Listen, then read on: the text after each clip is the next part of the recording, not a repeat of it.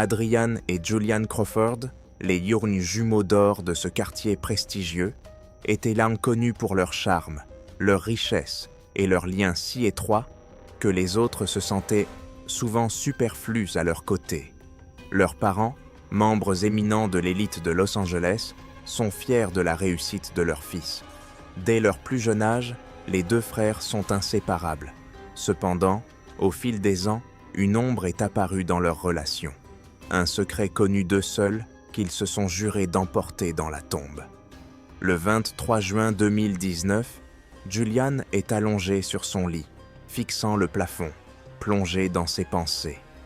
La tension entre Adrian et lui n'a cessé de croître au cours des derniers mois. Cette tension était électrique, palpable, et aucun des deux ne pouvait plus la nier. Cette nuit-là, sous l'influence d'une trop grande quantité d'alcool, tout a changé. Adrian se tenait à la porte, observant son frère. Ils avaient toujours tout partagé, vêtements, blagues, secrets. Mais ce soir-là, c'était différent. Julian bougea légèrement, remontant sa chemise et dévoilant son ventre tendu. Sans hésiter, Adrian s'approcha et s'assit à côté de lui. Une tension tacite, accumulée au fil des ans, flottait dans la pièce. Julian eut le souffle coupé lorsque la main d'Adrian se posa légèrement sur son flanc.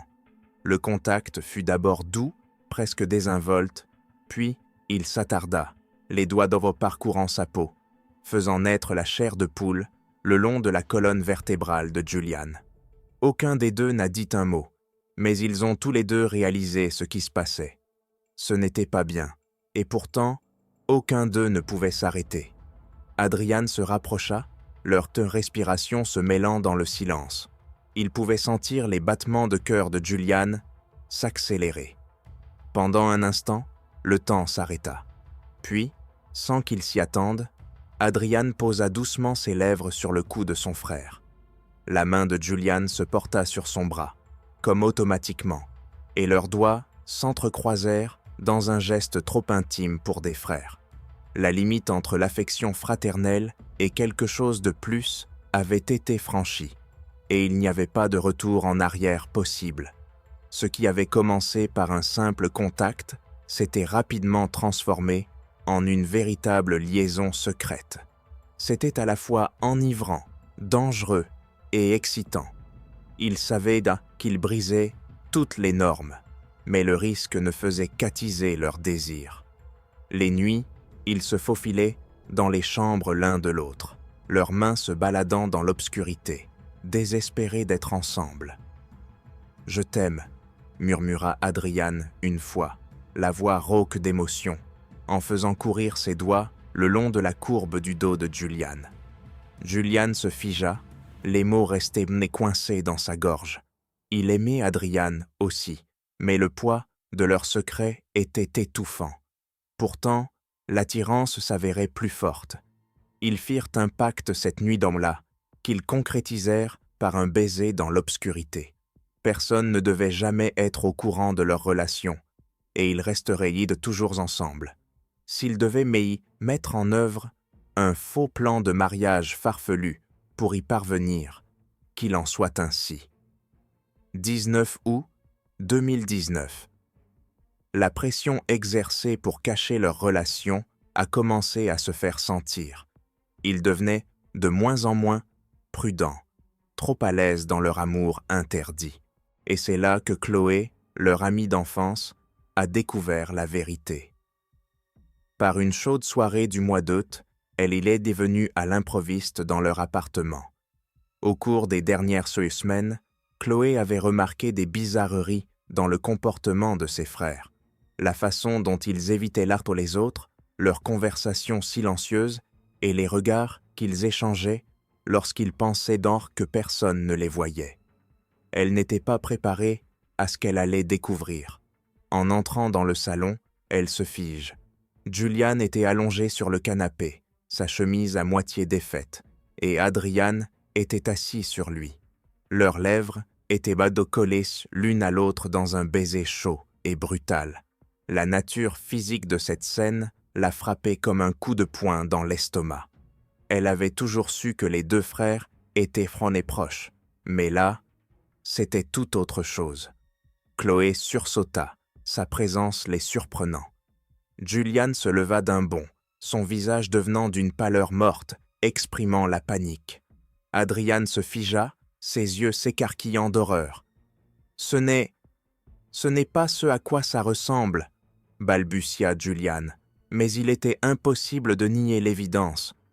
Chloé a tout vu. « Je ne sais même pas quoi dire, » murmura-t-elle, la voix tremblante. « Depuis combien de temps cela dure-t-il » Le silence qui suivit ces paroles fut assourdissant. Chloé n'est pas sûre de pouvoir garder leur secret. L'idée que les frères jumeaux aient une relation secrète était trop choquante pour elle. Elle leur a posé un ultimatum. Soit ils y mettent fin, soit elle le dit à tout le monde. Le scandale menace de ruiner leur vie. Adrian, désireux de préserver leur lien, refuse de céder aux menaces de Chloé. « Elle ne nous ruinera pas », dit-il fermement, passant sa main sur la poitrine de Julian comme pour confirmer leur lien. Mais Julian commençait à craquer sous cette pression. Chaque fois qu'Adrian le touchait, il ressentait quelque chose de nouveau, quelque chose de sale, quelque chose de mauvais. Il voulait s'éloigner, mais l'attraction entre eux était trop forte. Julian ne pouvait pas se libérer complètement de l'emprise d'Adrian. Leur contact nocturne était de plus en plus désespéré, leurs baisers de plus en plus frénétiques, comme s'ils essayaient de s'accrocher au dernier morceau de ce qu'ils avaient. Mais chaque moment d'intimité était désormais assombri par la prise de conscience que tout était en train de s'effondrer. Le jour de leur mariage approche à grands pas. Ils s'étaient convaincus que leur cérémonie secrète serait leur dernier acte de défi, la preuve que leur amour était incassable, même s'il était tordu. Mais Julian commence à ressentir la pression, la culpabilité de leur relation, les menaces de Chloé et la nature étouffante de leur liaison le rongeaient de l'intérieur. Il commençait à s'éloigner, ses caresses devenaient moins fréquentes et ses baisers plus froids. Adrian s'en aperçut et devint de plus en plus obsessionnel, attrapant Julian dès qu'il en avait l'occasion, l'attirant à lui la nuit comme pour lui rappeler le pacte. « Je ne te laisserai pas me quitter », murmura Adrian un soir, en passant ses mains sur le corps de Julian alors qu'ils étaient allongés ensemble dans le lit. « Nous sommes faits pour être ensemble, pour toujours. » Le cœur de Julian battit frénétiquement, mais ce n'est pas le désir qui l'anime, c'est la peur. Il sentait que leur relation, autrefois passionnée, devenait un poison. Et au fond de lui, il le savait. S'il n'y avait pas d'issue, l'un d'eux ne survivrait pas. 15 octobre 2019. Leur mariage secret n'était plus qu'à quelques jours, mais la tension entre Adrian et Julian avait atteint un point critique. Leur romance, autrefois enivrante, semblait désormais étouffante, imbibée de culpabilité, de peur et de la menace que représentait Chloé. Chaque jour, ils s'éloignaient un peu plus, leur amour interdit craquant sous le poids d'un dangereux secret. Julian pouvait à peine regarder Adrian sans se sentir nauséeux et la poitrine lourde. L'excitation qui avait autrefois alimenté leur relation secrète s'était transformée en une peur froide. Chaque fois qu'Adrian le touchait, Julian avait l'impression de se noyer, incapable de respirer sous la pression de leur relation, qui lui semblait maintenant perverse. Mais ce qui l'effrayait le plus, c'était l'obsession d'Adrian, la façon dont son frère s'accrochait à lui, la façon dont le regard d'Adrian devenait de plus en plus dur, comme s'il sentait le besoin grandissant de Julian de s'échapper. Cela ne fait qu'intensifier ses sentiments possessifs. Depuis que Chloé avait découvert leur secret, Adrian était devenu méfiant et paranoïaque. Il ne faisait plus confiance à personne, pas même à Julian. Chaque fois qu'il regardait son frère, une peur insidieuse l'envahissait. La peur que Julian le trahisse, qu'il laisse Chloé tout gâcher. L'amour d'Adrian avait toujours été fort, mais aujourd'hui, il était à la limite de la folie. Adrian voulait à tout prix garder Julian près de lui. Et dans son esprit, il n'y avait qu'un seul moyen d'y parvenir. Éliminer la menace. Éliminer Chloé. Chloé avait gardé ses distances depuis qu'elle avait appris la vérité sur les jumeaux. Cependant, il était évident qu'elle n'avait pas encore pris de décision définitive. L'image de Julian et Adrian, coincés dans ce baiser interdit, la tenait en haleine. Plus elle y pensait, plus cela la rongeait. Les Crawford étaient l'une des familles les plus respectées de Los Angeles. Elle se rendait compte que si leur secret était révélé, leur monde s'écroulerait. Mais pouvait-elle vivre en sachant que deux frères étaient impliqués dans une relation aussi tordue? Julian évite lui aussi Chloé. Il ne pouvait pas la regarder dans les yeux, sachant que leur destin était entre ses mains. Mais Adrian n'était pas du genre à rester les bras croisés. Il savait qu'il fallait s'occuper de Chloé avant qu'elle ne détruise leur monde. Il n'allait pas attendre qu'elle prenne une décision. Dans la nuit du 18 octobre, Chloé est arrivée au penthouse des Crawford, déterminée à rencontrer Julian une dernière fois. Elle prend une décision. S'ils ne mettent pas fin à leur relation, elle dira tout. Elle ne pouvait pas laisser perdurer une chose aussi peu naturelle, même si elle tenait beaucoup à eux. Julian est Zoe seule à la maison lorsque Chloé arrive. Elle le regarde avec un mélange de tristesse et de dégoût. « Ça ne peut pas continuer comme ça, Julian, » dit-elle, la voix tremblante. « Toi et Adrian, ce n'est pas bien. Vous devez arrêter avant de vous ruiner. » Julian ne répondit rien, fixant le sol. Il savait qu'elle avait raison. Au fond de lui, il l'avait toujours su. Mais comment pouvait-il s'éloigner d'Adrian, de la seule personne qui l'ait jamais vraiment compris? « Je ne peux pas, » murmura-t-il, la voix à peine audible. « Il ne me laissera pas faire. » Les yeux de Chloé se remplirent de larmes. « Alors je n'ai pas le choix. Je dois le dire à quelqu'un. Vous avez besoin d'aide. Vous avez besoin d'aide, tous les deux. » La panique s'empare de Julian. Il lui saisit la main, les yeux écarquillés par la peur. « Non, Chloé, je t'en prie, tu ne comprends pas. Il fera quelque chose de terrible si tu le dis. Il ne me laissera jamais partir. » Chloé ouvrit la bouche pour répondre, mais à ce moment-là, la porte s'ouvrit. Adrian se tenait sur le seuil. Son visage s'assombrit de rage. Il a tout entendu. « Qu'est-ce que tu fais ici ?» Sa voix était basse et menaçante. Adrian fit un pas vers Chloé, les yeux brûlants de rage. Chloé retira son bras de Julian et se leva. « Je suis ici pour arrêter ça, » dit-elle d'une voix tremblante, tout en essayant de paraître ferme. « Ce n'est pas juste, Adrian. Tu ne peux pas continuer à vivre comme ça, en prétendant que tout va bien. » Le visage d'Adrian se déforma sous l'effet de la colère. Sa main se serra en un poing et il fit un nouveau pas en avant. « Tu crois que tu peux venir ici et tout gâcher? Tu crois que tu peux me l'enlever ?» Le cœur de Julian battait à tout rompre. Il voyait la rage dans les yeux de son frère, cette lueur dangereuse qui laissait présager quelque chose de terrible. « Adrian, ne fais pas ça », tenta Julian pour l'arrêter, mais il était trop tard. Adrian se précipita rapidement sur Chloé. Sa main passa autour de sa gorge et elle sursauta, ses yeux s'écarquillant de stupeur. Chloé essaya de se dégager, mais Adrian était trop fort. « Stop !» cria Julien en s'élançant vers l'avant, essayant d'éloigner son frère.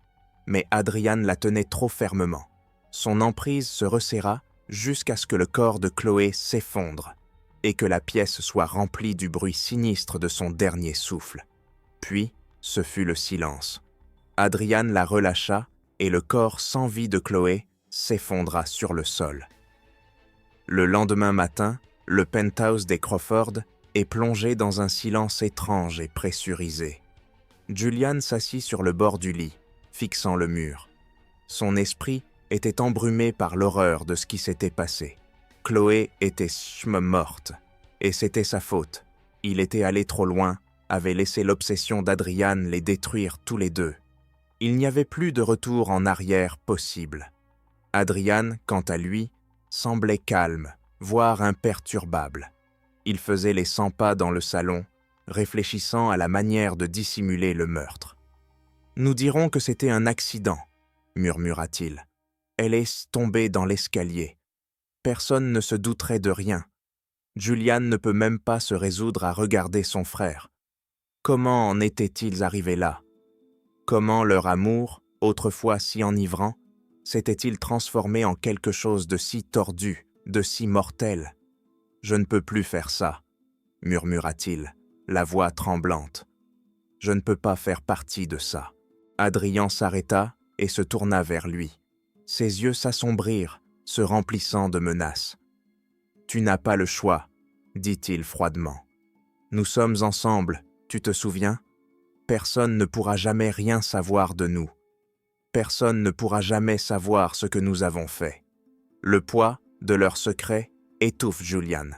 Il ne pouvait plus respirer, plus penser.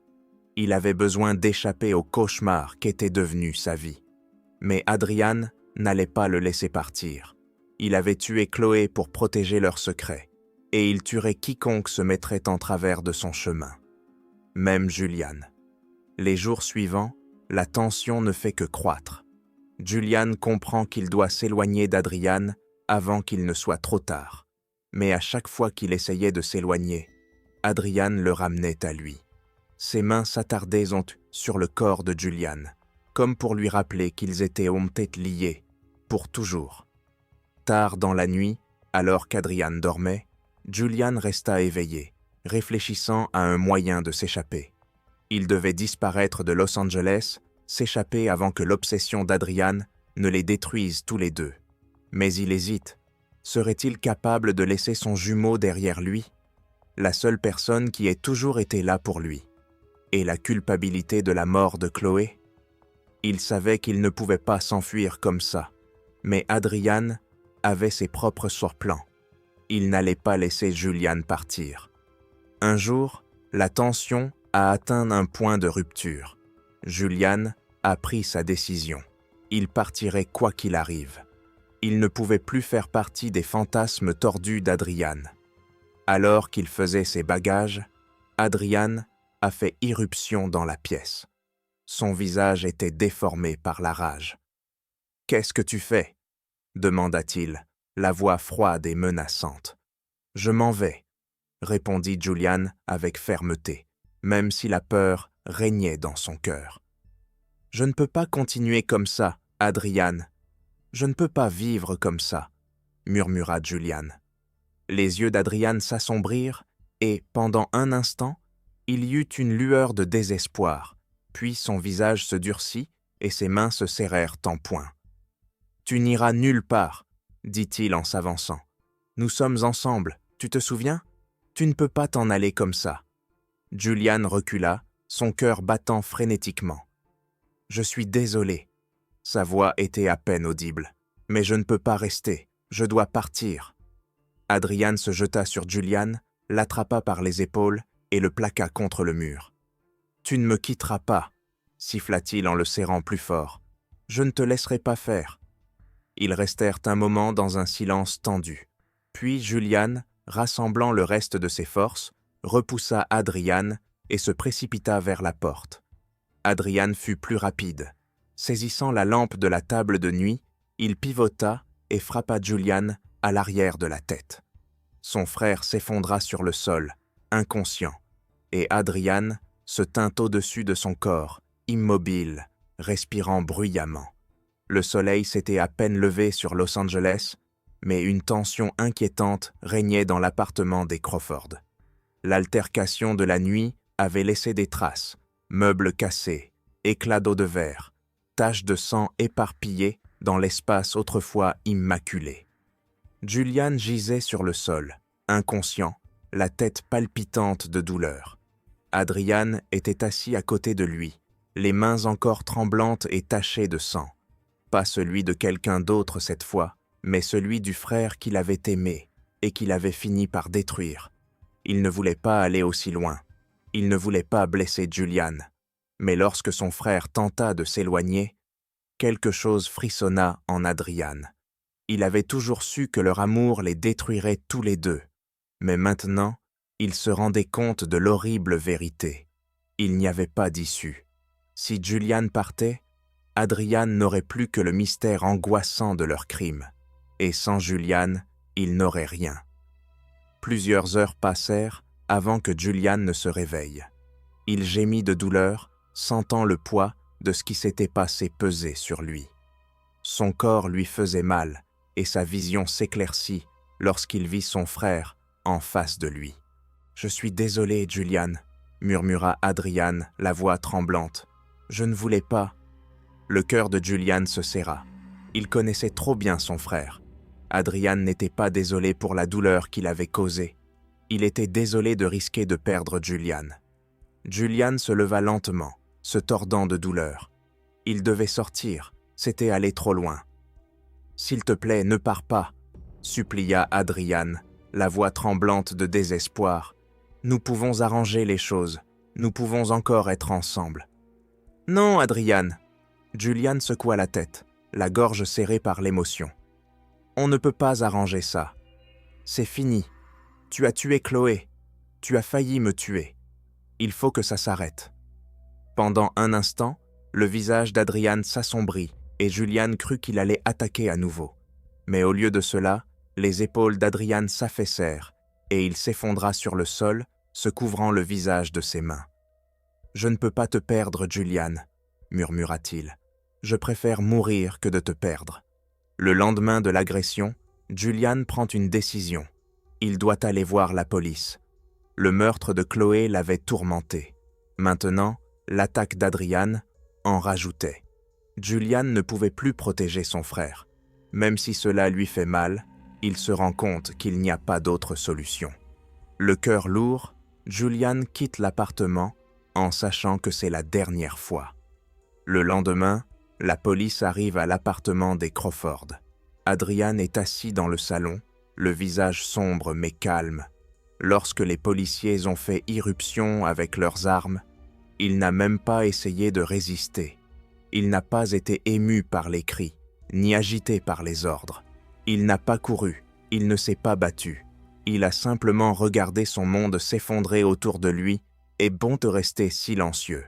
Il est resté là, engourdi, pendant que les officiers lui passaient prôle les menottes et lui lisaient de ses droits. Julian regardait de loin, le cœur battant, Adrian sortir de l'appartement. Leurs regards se croisèrent un instant, et Julian vit pour la première fois dans les yeux de son frère ce qui l'horrifiait le plus, le désespoir. Adrian avait toujours été le plus fort, celui qui les avait soutenus tous les deux dans toutes les difficultés. Mais maintenant, il avait l'air brisé, vaincu. Et tandis que la voiture de police s'éloignait, emmenant Adrian, Julian sentit une partie de lui-même se briser avec son frère. Il savait qu'il avait fait ce qu'il fallait, mais le prix à payer était insupportable. Le procès d'Adrian avait été rapide. Les preuves données contre lui étaient accablantes. Le meurtre de Chloé, les traces de sang, le témoignage de Julian, tout indiquait sa culpabilité.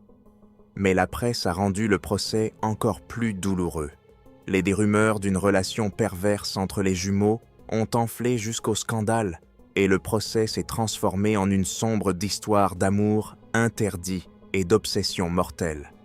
Julian a dû revivre cette vaste histoire à la barre des témoins.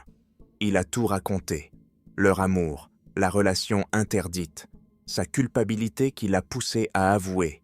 C'était atroce, mais il sait qu'il doit dire la vérité, même si c'est douloureux. Adrian, quant à lui, est resté silencieux tout au long du procès. Il ne s'est pas défendu, n'a rien nié. Il était resté assis à regarder le sol pendant que son sort était décidé. Au final, le jury a déclaré Adrian coupable de meurtre au premier degré et l'a condamné à la prison à vie sans possibilité de libération conditionnelle. Julian rendit visite à Adrian une dernière fois avant qu'il ne soit transféré dans une prison de haute sécurité. La pièce était froide et stérile, et des mots non prononcés flottaient dans l'air. Julian est assis en face de son frère, ne sachant pas quoi dire. Adrian avait l'air différent. L'énergie vibrante qu'il dégageait autrefois s'était estompée, laissant un vide. Il ne ressemblait plus à l'homme que Julian avait aimé. « Je suis désolé », dit enfin Julian, rompant le silence pesant. Sa voix était à peine audible, et il n'était pas sûr qu'Adrian l'ait entendu. Adrian resta silencieux un long moment. Puis, sans lever les yeux, il marmonna « Je ne t'en veux pas. Je savais que ça finirait comme ça. » Julian sentit les larmes lui monter aux yeux, mais il les retint. « Je ne voulais pas que ça se passe comme ça, Adrian. » Sa voix tremblait. Adrian releva enfin la tête. Leurs deux regards se croisèrent, et Julian vit quelque chose d'étrange dans les yeux de son frère. Un mélange de désespoir et de détermination tranquille. « Je ne le voulais pas non plus, » dit Adrian.